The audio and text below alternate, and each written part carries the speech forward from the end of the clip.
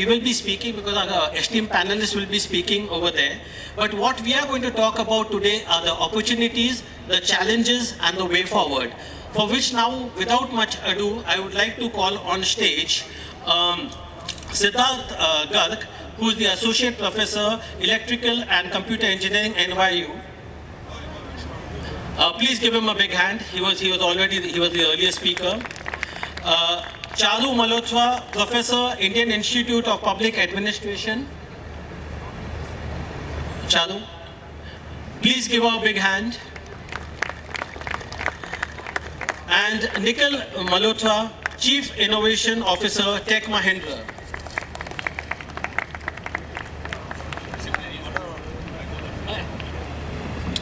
So folks, if you see our panelists, can you hear me behind? Okay, perfect. So if you see our panelists, you'll get an idea that you have Nikhil, who actually has done practical work.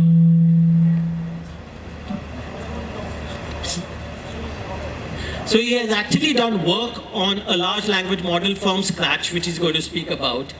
If you look at Siddharth, he's created an LLM to reduce the efficiency or to enhance the efficiency of chip designing, because you remember that GPUs consume a lot of power, and most of the computing power is they are energy guzzlers, the GPUs. And Charru, of course, is going to give us a whole perspective on AI policy. If I'm, she says it's the Sarkari thing, but believe me, it's one of the most critical elements. Without the Sarkar, you won't have any India LLMs, for sure.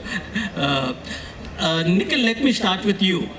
You are a practitioner. You are actually creating an LLM out here when most of us, have been skeptical, saying that, can India create an LLM?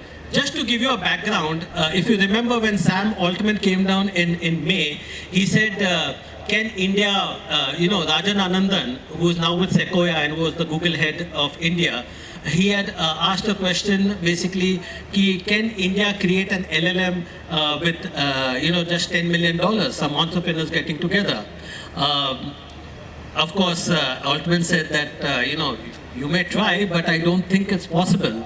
And so two people actually picked up the gauntlets. One, of course, Rajan Anandan, who questioned the thing. And the other person who picked up the gauntlet was C.P. Gurnani, who was, of course, the CEO of the Tech Mahindra. And Nikhil is the one now who has to implement it. So, Nikhil, you tell us, what exactly are you doing now? No, sorry. Yeah, so that's a funny story, but the question was, the tweet happened at about 11:30 odd PM. At 11:45:50, I get a call from CP, and he's asking me a simple question, "Kya kare?" And my question back to him, "Sir, you tell me what to do." He says, "Should we accept the challenge?" I said, "Bedhadak," and I didn't know what it involved. But I also responded back to him saying, "Look, you can go ahead and do that." And back came the tweet from him saying, "Challenge accepted." And almost all of India was on a wildfire at that time. I had no clue what I was getting into. And now I know after 6 months back what I was getting into. But I think I'm very happy my team's here. We've got a stall. You can actually meet my team there. But we're very, very happy that much lesser, at least 1 by 200 times the cost that we proposed to Sam Altman, roughly of that order, we've managed to create the first pre-trained model. And with just a little bit extra more, we would be able to create it. And this LLM is slightly different because we are not taking any other LLM in the base. So we are not looking at Llama, we are not looking at Falcon, we are not looking at ChatGPT. This is built grounds up, and this is built for Hindi and 37 plus dialects of Hindi. We thought, all of you, we know this, India is a land of officially recognized 23 mother tongues and 1645 dialects. Unofficially, India speaks 19,200 dialects. Some of these dialects are in the endangered list. And just to let you know, some of these dialects which are endangered are also spoken by 100 to 200,000 people. So my idea was, let's make it different. Let's not make it, the same story of making it in Hindi, in Bengali, in all the languages. Let me pick up one language, Hindi. Hindi is spoken by 615 million people in this country or across the world. This is much more than people who consider English as their first language. So this is 435 million that people speak English as the first language. In Hindi is spoken more, but Hindi is also spoken in various dialects, in 37 plus different dialects. Some of the dialects, if I name you, you wouldn't have even heard about it. It's Korta, it's Kurmali, it's Panch Pargania, it's Harauti, it's Dhundari. You know Bhojpuri, you know Maithili, I'm not taking their names. These are well-known dialects, but these dialects that I'm talking to you don't even have digital content. Nikhil, we'll just come to the challenges in a bit, because I think we are, let's just No, focus on the I just wanted opportunities. to end up over there, Leslie, saying that that was the challenge that we took, and that is what made this LLM a slightly unique LLM in terms of what we're doing. Right? But I do think it deserves a big hand for implementing it. And at a cost that is, almost like 1/10 of what Altman actually spoke. But anyway, since we're not discussing costs particularly, of course, I mean, to be fair, at this point in time also, there's Bharat GPT, which is an LLM by CoreOver.ai. There's the Bharat GPT program, which Reliance and IIT Madras, IIT Bombay are talking about. With IIT Madras, you have the AI for Bharat initiative. You have Sarvam.ai. And of course, you have a Telugu also LLM. And then Bhavesh Agarwal's Krutrim. So there are quite a few initiatives that are being done simultaneously. Siddharth, you have spoken at length about bias and AI, etc. But at this point in time, we are talking about the opportunity in the India LLM space. You come with a background of chip design and AI. Can you shed some light on what does it this opportunity mean? Yeah, thank you. First, let me just start by congratulating you for the impressive feat. I will say that there's a 24th language that, this is a joke, by the way. The 24th language then is in Bangalore, C and C++, right? so we should probably just amend no, I'm joking. I'm going to get in trouble. But there's a massive interest in LLMs, large language models. After all, C and C++ are also languages in large language models that can assist developers who are writing Java code, C and C++. I come from a chip design background, and that's what I did my PhD in. And chips are written, the way you describe a chip is in a programming language. One of the most common ones is called Verilog. And at the time when we started the research, there were LLMs that would produce C and C++, Java, but would do terribly at generating Verilog code. Because if you look at the open source data sets on GitHub, only 0.0004% of that code is Verilog code. There's very little of it on the internet. So we put in a significant effort in training the first large language model that outputs hardware descriptions in a programming language called Verilog. We call it VeriGen. It's ongoing research, also collaborating with multiple hardware companies.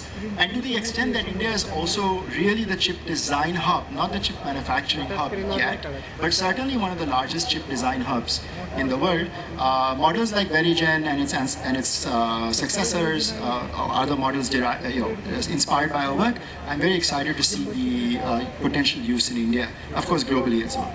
Great. Typically I have ladies first, but in this particular case, it's Charru is also the Sarkari voice. So I always want to know you have the mic with you. So Charru, from a point of view of not only an India LLMs, but also from the point of view of an AI strategy, you have been dealing with policy administration for almost 32 years. So with that kind of rich experience, you have seen many of these sort of things come and go, the cycles. This AI is clearly here to stay. India is banking on it in a very big way. Generative AI is also quite a force to reckon with, and we are actually doing some solid work out here. Having said that, how do you see from a point of view of the government and public policy, what are the kind of steps that we're doing and taking in the right direction from the opportunities point of view? Yes, thank you. And Leslie and my co-panelists, I would just give one disclaimer. Whatever I'm speaking here more as a researcher in the subject. Absolutely. And not as a Sarkari officer. I would go back to the journey when internet came to our country, and every time I would go to an international event, they'll blast on my face that you are a country of digital divides, haves and have-nots, gender divide in digital terms, and caste divide, etc. But now I think with UPI becoming a DPI, if I can say, digital public infrastructure, we have already proven that whatever was our Achilles heel, we've turned it to our advantage in terms of numbers, in terms of diversity. So what I love about existing not a wave, but existing phase of our country is that we are going to be a role model to prove that technology has an inclusive factor, Technology will bind us for Kisans. We have IndiaGPT by Government of India. We have Bhashini, which is doing a better translation for, English to Hindi than your Google Translate. So, and I always say in all the forums with a lot of confidence and experiences, whatever works in West will never work in India, but whatever works in India will work everywhere in the world, because we are microcosm or a macrocosm of different countries in its landscape. So this but the point is then what is the weakness? The weakness is, yes, opportunities are million. Opportunities are also million because in innovation also, in startups also, we are proving to be a unicorn maker in ways more than one. But then what is the challenge? The challenge is primarily the pace at which technology is growing. Political consent to policy making is a little laggard, so you might say Charru DPDP Act was passed on August 3rd and got approval on August 11th by President. So why are we saying we are laggard? We are laggard because don't forget DPDP Act started from Shri B N Shri Krishna Committee report, which was 6 years ago. It actually started way back IT Act amendment, I remember 2008, when provisions were made. So please understand that the landscape of legal and regulatory framework of our country needs a little more agile adaptation. And second challenge I feel, Leslie, is in terms of lack of citizen participation in these processes. There is still a tokenism in terms of feedback to telecom bill, feedback to DPDP Act, feedback to certain rules and regulations. So it is venues like this and audience like this that we should use mic of platform more participatory manner to say what works for us, what doesn't work for us. So many instances, but I'll just close here. PDP Act is more friendly to corporate entities than privacy of data principal themselves. This was a clear message for you all to ask more questions, so I'm going to give you all more time to ask questions, yes, to be a more engaging audience. But I mean, yes, you have already jumped the gun to the challenges, which I was going to come to in a bit. But I like the fact that you mentioned this, because we also have the Digital India Act. That will about to come. Yeah, which is about to come. And in fact, Siddharth and me were talking about it at length, on whether it doesn't really clearly define as to what to do with AI, because probably it's a little premature to jump the gun, but we'll come to that in a bit. Talking about challenges, Nikhil, I mean, in creating this kind of an LLM or trying to create an ecosystem, which even Siddharth will then chip in, is basically lack of data sets. Then the fact that LLMs themselves hallucinate. There is a problem with plagiarism. There is a problem with sourcing GPUs themselves. So if you can give us some idea of how these challenges are being overcome. Oh, that's a loaded question. I can write a book on this in terms of challenges. But we don't have But we don't have time. I'll just give you 2 or 3 sentences. I think first challenge, as you said, data. Digital data is not much within India, and we've not taken that effort in terms of producing it. The kind of digital tools. Yeah, but I mean, because people would obviously ask what with Bhashini. Yeah. Yeah, because Bhashni has spent about 6 to 7 million dollars on the data set. I'll explain that. I think the largest amount of data, and since Bhashni also has a lot of IIT Bombay work and so on and so forth, the largest amount of data set to make a foundation model when I started this was 2.8 billion tokens. Now, compare this with Falcon, which is a 180 billion model, parameter model. By Chinchilla's law of multiplying this by 20, you have almost 3.6 trillion tokens with Falcon. This is English. This is the Latin language. India has only 2.8 billion tokens. Now, my first problem or challenge was, where do I collect this data set? We haven't got enough. We've got, of course, Bhashni. We can take a little bit of that. We've got Common Crawl. We've got open data sets. You know, we've got something called MC4 as a data set. Where do I get this large amount of data set? Because I'll have to clean it. And post cleaning, this data set would also reduce. So we did something very interesting. We followed the Falcon principle. Falcon uses a kind of data set, and it's open source. It's called pile data set. And pile data set is interspersed. It has got about 39 different ways in which pile can be used. It's got news and so on and so forth. And we translated it using our own very tools of India, which is Indic Trans V2, which is also done by IIT Madras. And we found, and we first researched and compared. And we compared AWS, Meta, Google. And I can tell you with absolute conviction, our tools work much better on translation. We got the best translation out. So we used that tool. We found a good amount of data set over there. Then I wanted to get dialects. There is nothing called Panch Pargania in any dialect. You can find Bhojpuri, you can find Maithili. I had to send my team out to different parts of this country, whether it was Rajasthan, whether it was MP, sit with people, collect data set, annotate it and so on and so forth. That is how we somehow catapult that challenge. The second challenge was GPUs, as you rightly mentioned. Anytime you take a cloud provider on a GPU, you will be spending a large amount of money. You will be spending that much in terms of what you can do and what you cannot, and you can find it in universities as well. This is a very common known problem in universities. The moment I ask GPUs from universities, they say we have a parallel system of 2 GPUs running. Good with that, we can't work with 2 GPUs. We need more. So I then doubled into our own country's infrastructure. I went to CDAC. I said, CDAC, if you can give me at least 40, 50 GPUs together, can I work out with all of this? I've got lesser tokens, it's built from grounds up. So then I used CDAC over there. The third problem and challenge we found was every data set, Siddharth has done this again, more than enough. Every data set that you get on the internet is biased. There are hundreds of biases. You've got ethical, you've got racial bias, you've got political bias, you've got disability biases. We had to find out those biases, and we need only humans to annotate it. But then we actually created a kind of tool for us in terms of classification of those biases so that they can be removed. It's still not done. These are just the challenge to start with.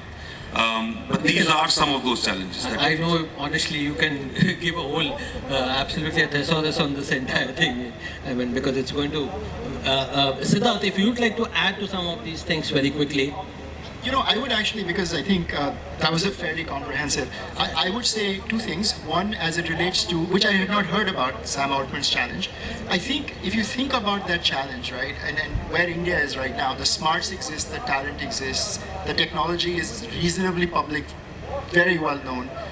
And it's just, data collection is an effort. It's a fairly significant effort. We can't not do it.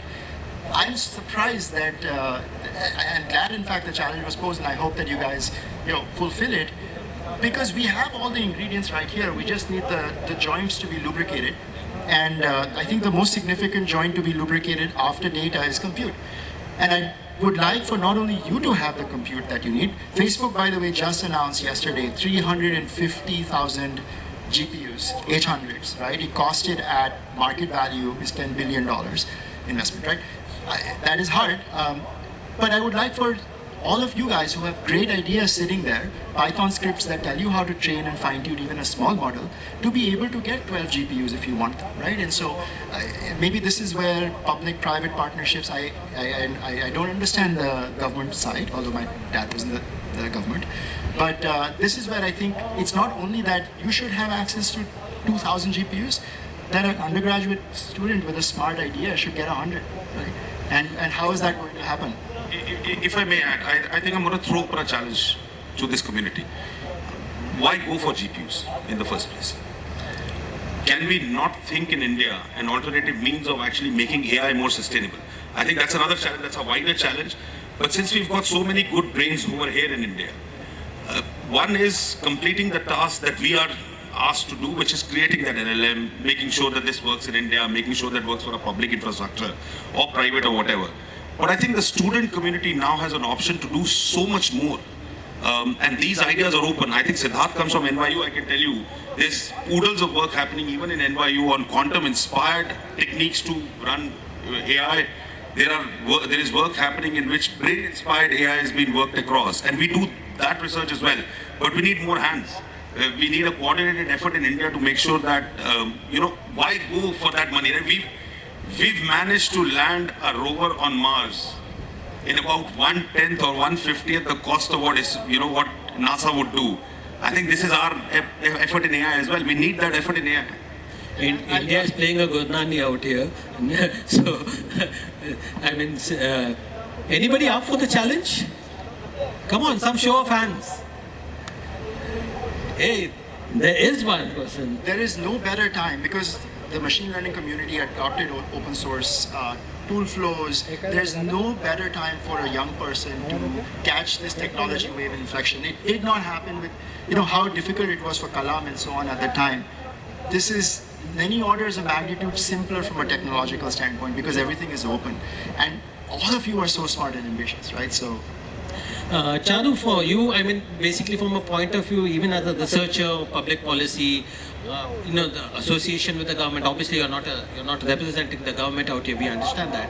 But this industry, academia collaboration, research collaboration has to be there when it comes to not only sourcing the GPUs, not only finding out new, but from encouraging this entire ecosystem. So what are the kind of steps that are already being taken?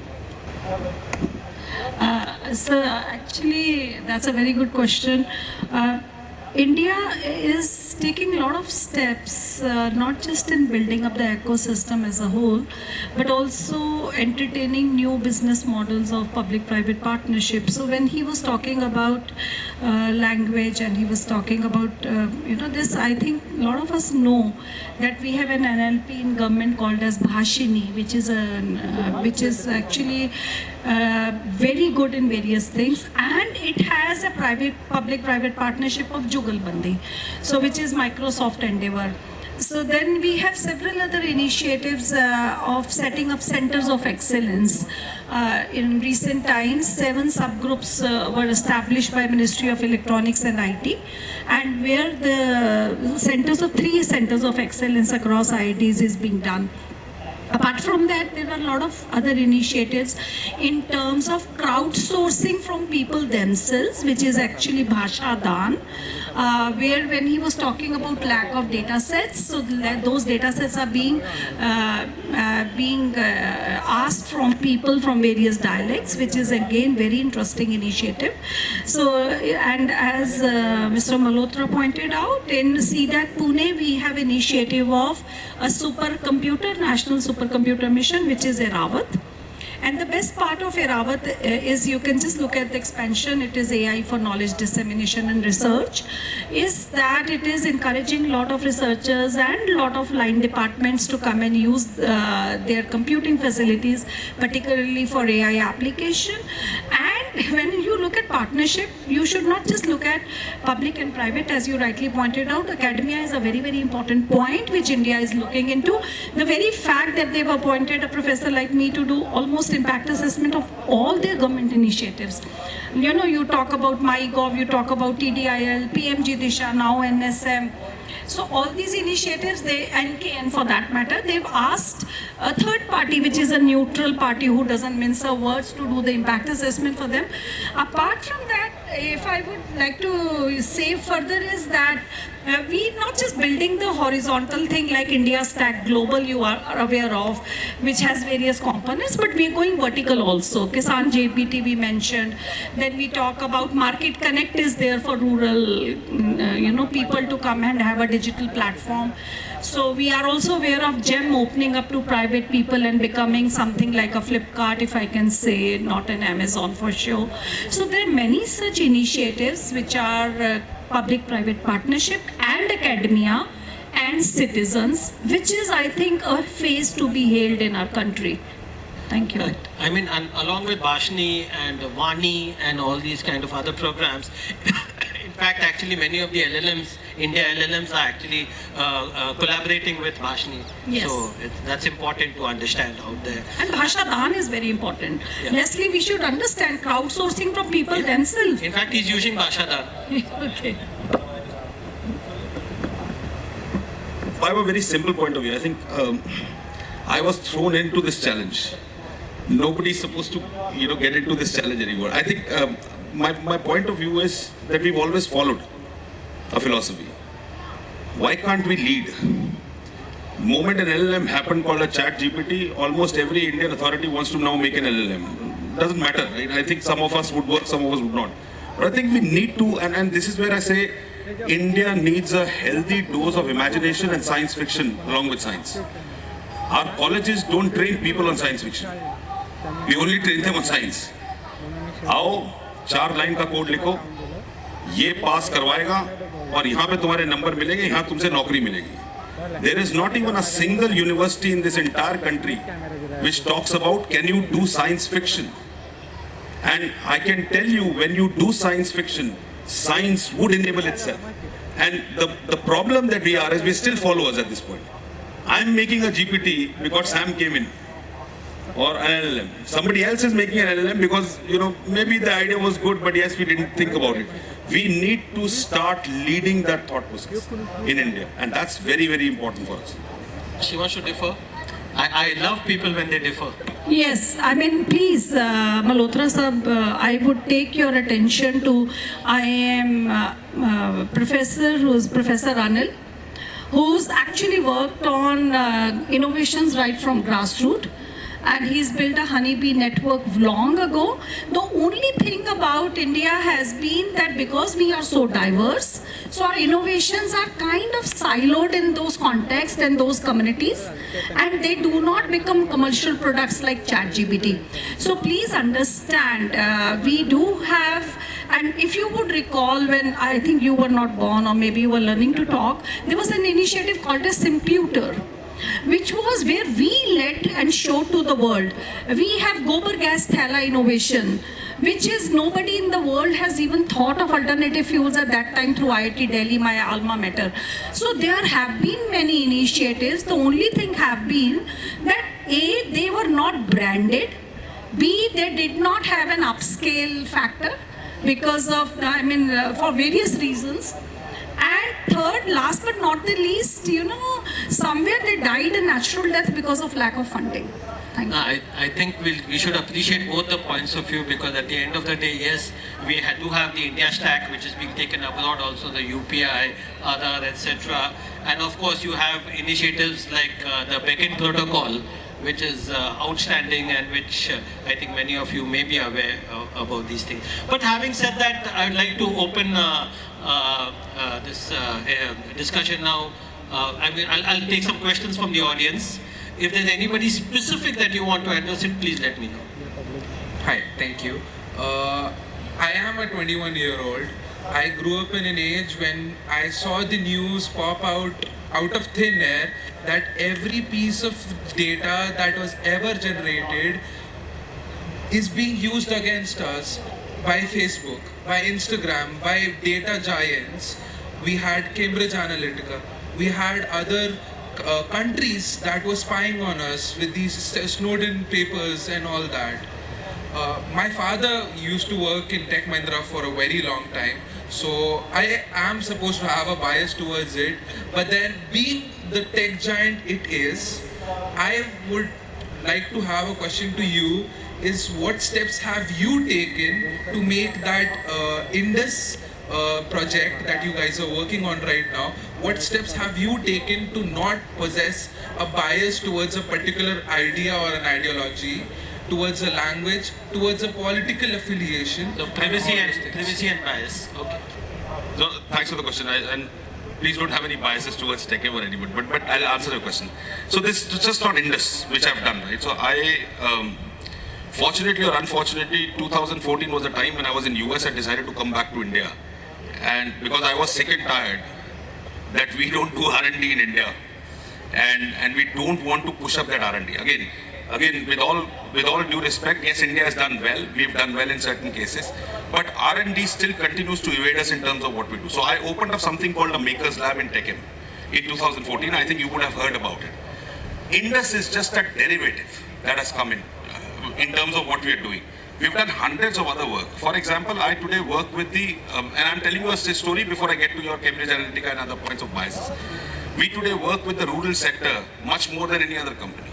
And we find that the innovation happens in India only in the rural parts and not in the urban part, very less. I've got a kid, and I can give you some stories. I've got a kid who's in a remote corner of Chhattisgarh. When COVID happened, all of you were at their homes, or our homes itself. This kid actually went to the Shamshan Ghat or whatever, and he collected human ash. That ash was taken by him, and it was actually put on the fields. He is the only validated data source that human ash can increase the plant size by 3 times. That's innovation. That's grassroots. Now, who would push this up? I've got a kid again in some of the rural sectors that I would not name. He's currently being employed by NASA to look at meteors that come in. He's now using AI. And you know the age of that kid? He's plain 11 years old.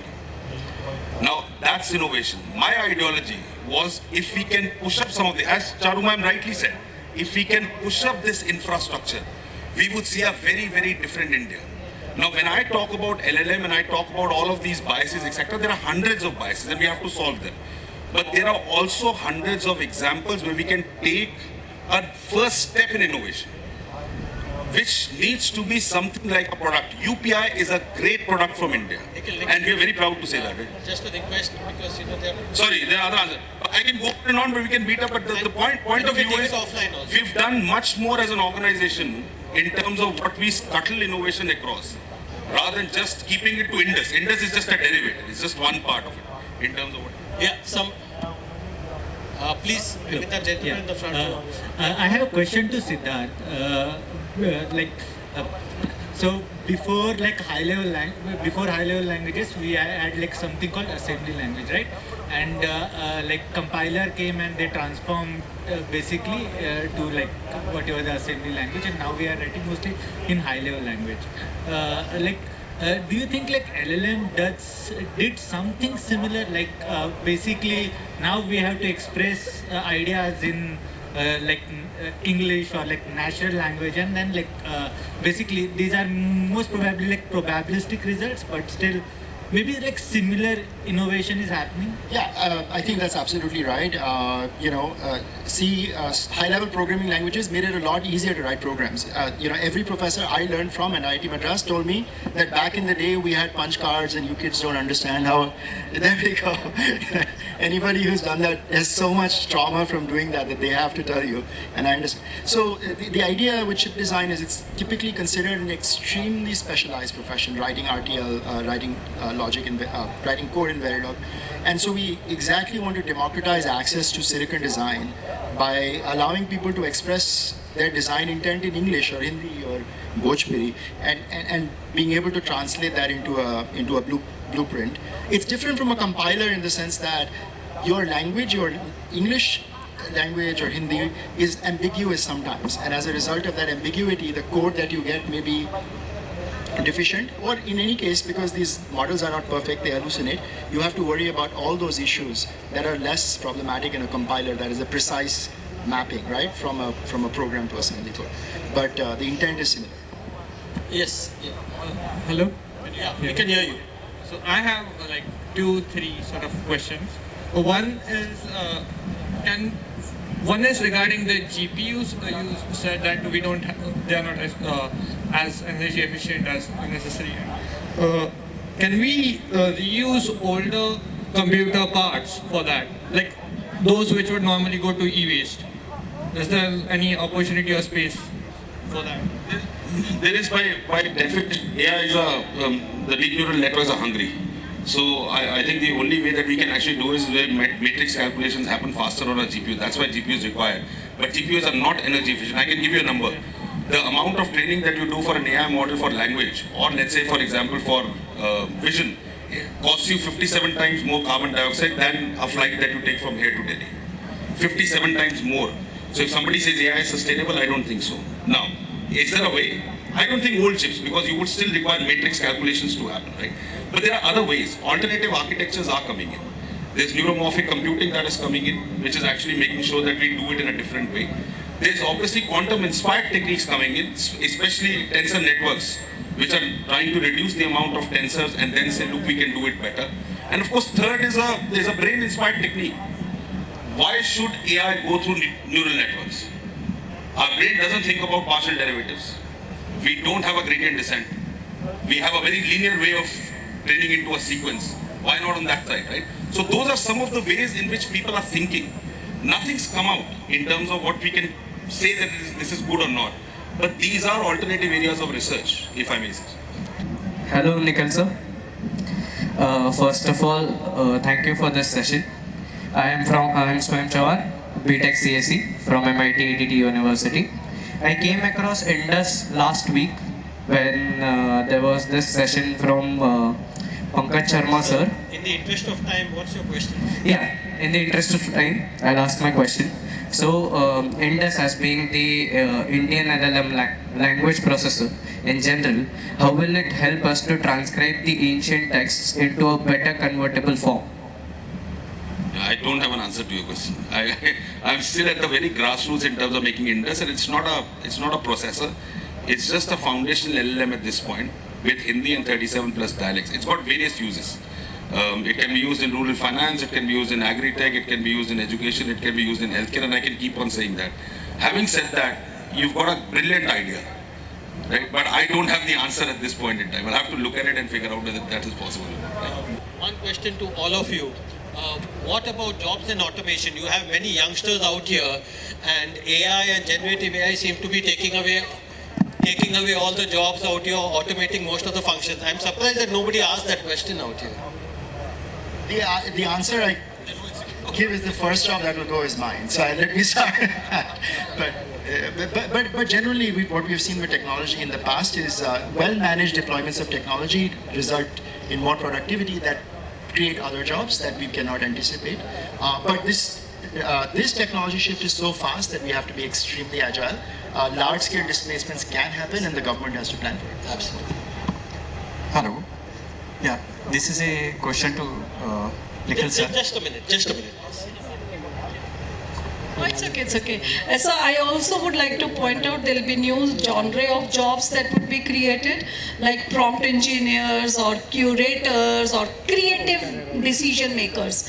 Because what would be replaced would be probably run-of-the-mill stuff, and you would still need policy making, you would still need out-of-box thinking, and that's where I think new education policy is also doing its bit.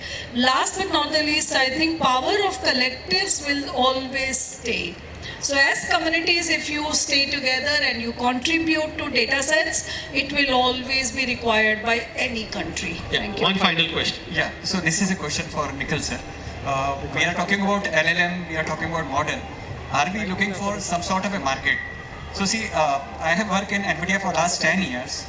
We have created chip, but the person who has taken the light is OpenAI. So are we really looking for application, a kind of a marketplace where people can use it and then can further develop? So sorry sir, don't get me started. NVIDIA makes good amount of money on GPUs these days, right? So you have a very healthy market. Yeah, it's an over 1 trillion market cap. OpenAI doesn't have that kind of a market cap. You have a huge market cap. But having said that, there's enough market, right? And what I plan to do is put it more into the open source world first, so that more innovators, more people like students, etc., can utilize it. There are hundreds of use cases coming in. And it's not just in India. Let me tell you, there are languages to be tackled across the world. It's not just India. You've got Bahasa from Indonesia, you've got Malay language in Malaysia, they don't have the ability or the wherewith, I would be wrong, I'll correct myself. They may not have the ability to do it from scratch. We have that power because we've actually started on that journey and we're a little ahead. So we could really counter that. There's enough market out, for these. We can take now the rest. It's just running out of time completely. So folks, you all have been a very engaging audience. Thank you very much. And please give all the panelists a very big hand. Thank you.